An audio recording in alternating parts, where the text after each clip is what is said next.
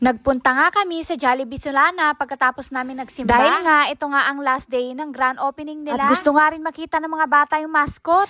Kaso pagdating nga namin ay tapos na nga yung mascot. Kaya nga pagdating nga namin ay hindi nga kami nakakain at hindi nga rin nakita ng mga bata yung mascot. Kaya ang ending, umalis nga kami agad. At ayan, sa Bonchon na lang kami kumain. Sa Bonchon kasi, puro na lang Jollibee, Chowking, ulit. So itong dalawang anak nitong makukulit. Grabe.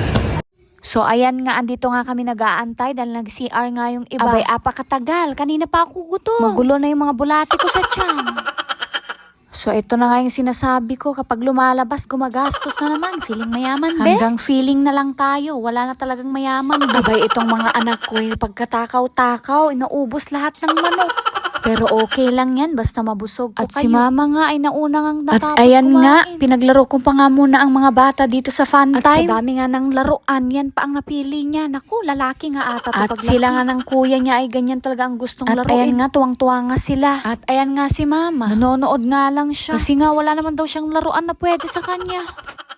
At itong dalawang anak ko nga'y basketball din ang gusto. At itong bunso na may IC, gelang, gustong-gusto maglaro talaga, nag-e-enjoy. Tomboy ka ba, be? Tomboy, paglaki. Tuwang-tawa pa nga, oh. Saan? Saan ka? Kami saan? Pink, pink. Hi. Meow, meow, meow, meow. So, ayun nga, guys, walang nakuha. See you guys next time. God bless.